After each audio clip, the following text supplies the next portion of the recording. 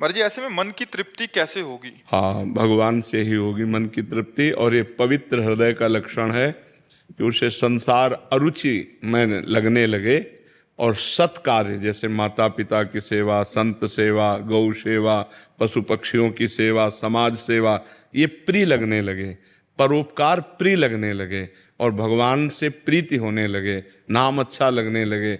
और ये लगे कि संसार का परिणाम क्या है, हमारे आने का परिणाम क्या है, क्या रुपया, ये तो यहीं रह जाएगा। तो ये शरीर पुष्ट होना, ये भी यहीं रह जाएगा। तो क्या परिवार, ये भी यहीं रह जाएगा। तो है क्या, मैं यहाँ क्यों आया हूँ, मैं क्या कर रहा हूँ, मेरा लक्ष्य क्या है? नहीं, सब बावरे बने लगे, कोई मतलब नहीं। आप ऐसे देश में आए हैं, सब छीन लिया जाएगा आपका, सब छीन लिया जाएगा, आपका कहने वाला सब कुछ छीन लिया जाएगा। आप हमारी बात पर विचार कीजिए, कब छीन जाएगा कोई भरोसा नहीं। मान लो अभी दिल फेल हो गया, 1 सेकंड में सब छीन गया आपका। अब आप और आपका केवल कर्म आपके साथ जाएगा, बस। ना आपकी कोई साथी, मित्र, पत्नी, पुत्र, परिवार, रुपया, पैसा, कुछ नहीं, पद प्रतिष्ठा सब चली जाएगी, सब यहीं छूट जाएगी। एकमात्र भगवान का नाम और आपका किया हुआ कर्म आपके साथ जाएगा। बुद्धिमान वही है जो अपने कर्मों को सुधार ले, पूरे कर्मों से बच जाए, अच्छे कर्मों को करे, माता पिता बुजुर्ग संसार की सबकी सेवा की भावना रखे और नाम जप करे, इससे मंगल हो जाएगा। पर अरुचि होने पर भी अपने कर्तव्य का पालन करे।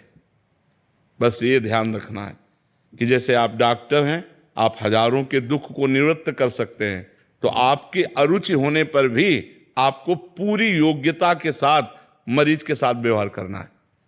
ये अरुचि पूर्वक नहीं करना, पूरी रुचि पूर्वक करना है, क्योंकि मरीज के रूप में भगवान आए, हमको भावना करनी और मुझे अपने भगवान की रोग निवृत्ति रूपी पूजा करनी है। तो मुझे जितना डॉक्टरी का ज्ञान है, पैसा लक्ष्य न रखते हुए उस मरीज को सुख पहुंचाने के लिए पूरी योग्यता से अगर हम करें तो हमारी ये पूजा हो जाएगी। इसी से हमारे भगवान प्रसन्न हो जाएंगे। अलग से अगरबत्ती लगाओ या ना लगाओ, पूरी पूजा हो जाएगी। अब अरुचि को हम इतना ना बढ़ा लें कि हमारा धर्म रूपी कर्तव्य कर्म छूट जाए कि अब हम तो डॉक्टरी नहीं करेंगे। भैया, कितना पढ़ने के बाद आप एक अच्छे डॉक्टर बने और इससे आप लाखों लोगों को सुख दे सकते हैं। भजन एकांत में बैठकर माला चलाने से केवल आपको सुख मिलेगा, लेकिन नाम जप करते हुए डॉक्टरी करने से लाखों को सुखी कर देंगे। और देखो, प्राय ऐसे लोग कम मिलते हैं जो अर्थ प्रधान बुद्धि ना हो, चाहे जिस डिपार्टमेंट में हो, प्राय अर्थ प्रधान बुद्धि होती है, धार्मिक प्रवृत्ति वाला। अब आपके सामने अगर ऐसा मरीज आया जो गरीब है, तो आप पूरी कोशिश करेंगे कि अपनी फीस भी ना लूं और हमारे जेब में अगर 500 रुपया है तो मैं लगा दूं, मैं दवा के लिए लगा दूं। तो ऐसा डॉक्टर हमें कम मिलेगा, कम मिलेंगे। तो हमें लगता है आपको अवश्य डॉक्टरी करनी चाहिए। आपको जितनी योग्यता है, पूरी योग्यता दिखाकर मरीज के साथ वो बर्ताव करो जो अपने प्यारे भगवान के साथ करना है, बस सब ठीक हो गया। सब इसी से भगवान की प्राप्ति हो जाएगी। भगवान ने कहा, 2 बातें कही, मामनुस्मर युद्ध च, मेरा स्मरण करते हुए अपने कर्तव्य कर्म का पालन करो। अगर आप डॉक्टर हैं, मास्टर हैं, व्यापारी हैं, जज हैं, वकील हैं, जो भी है, आप धर्म को साक्षी करके, भगवान को साक्षी करके अपने धर्म का पालन कीजिए, वही आपकी पूजा हो जाएगी। बेईमानी, घूसखोरी, ये सब नहीं। अगर ईमानदारी से आप अपने कर्तव्य का पालन करते हैं तो वही आपकी पूजा बन जाएगी। और नाम जप कर रहे हैं इसलिए भगवत प्राप्ति हो जाएगी। कोई व्यसन मत करो, गंदे आचरण मत करो, बढ़िया से डॉक्टरी करो। महाराज जी, कभी श्री जी की दया से कभी मरीज का भला चाहते हुए सब कोशिश करते हैं, फिर भी कुछ अनहोनी हो जाती है। हाँ, हम ये सबसे प्रार्थना करते हैं कि अगर उस जीव को ठीक नहीं होना है और मरना है, तो चाहे धन्वंतरी जी आ जाए, तुम तो मनुष्य हो, धन्वंतरी जी आ जाए तो भी वो मरेगा। घर परिवार वालों को इतना धैर्य रखना चाहिए कि डॉक्टर कोई भगवान नहीं है कि वो ठीक ही कर देगा, वो अपना प्रयास करेगा।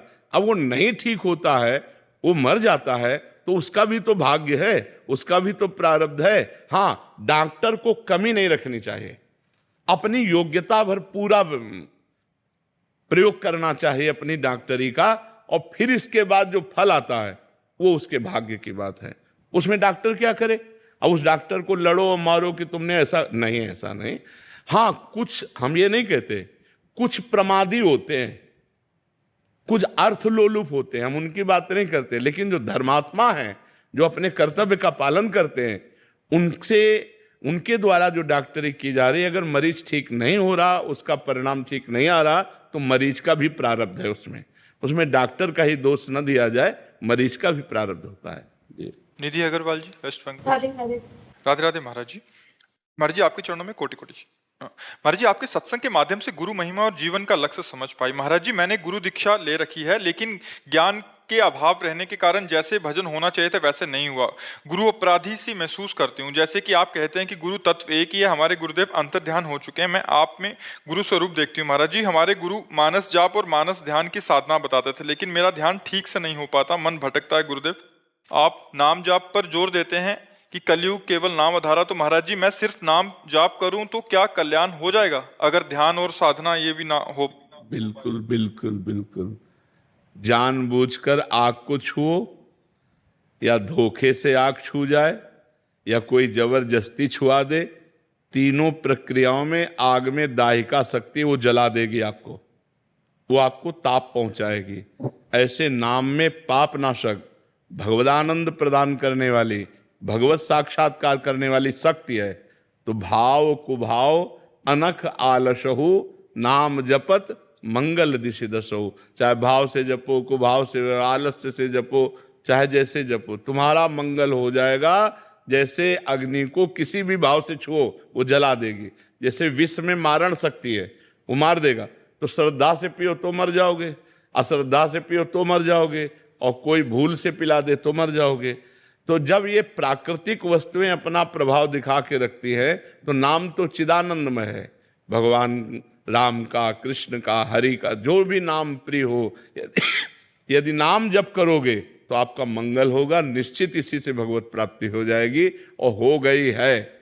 जो राम राम नहीं कह पाते थे, मरा मरा रटे, आपको पता है कि उन्होंने एक इतिहास की रचना कर दी, जो आज हमारे भारत में वो सम्माननीय ग्रंथ है, वाल्मीकि रामायण। और जो राम नहीं कह पाते थे, सीधे वो ब्रह्म ऋषि हो गए। नाम का प्रताप, 6 महीना में ध्रुव जी ने, 5 वर्ष के बालक ने भगवत प्राप्ति कर ली। गुरुदेव नारद जी के द्वारा उपदिष्ट भगवान के 12 मंत्र का जाप करके। प्रहलाद जी ने नाम के बल से ही हिरण्यकश्यप के हर वार को फेल कर दिया। इसलिए हम विश्वास करें, नाम में अपार सामर्थ्य है। महेश सिंह। राधे राधे महाराज जी। राधे राधे महाराज जी।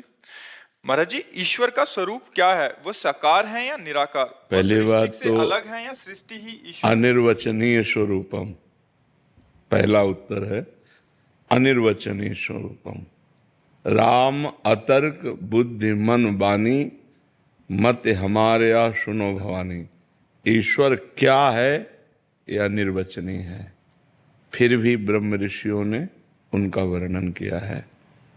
वो सच्चिदानंद रूपाय, वो सच्चित आनंद रूप है।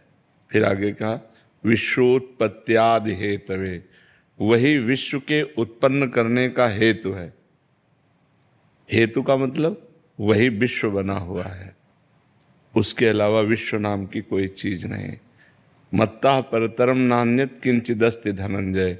हे अर्जुन, मेरे सिवा कोई कुछ है ही नहीं, किंचन मात्र कुछ नहीं।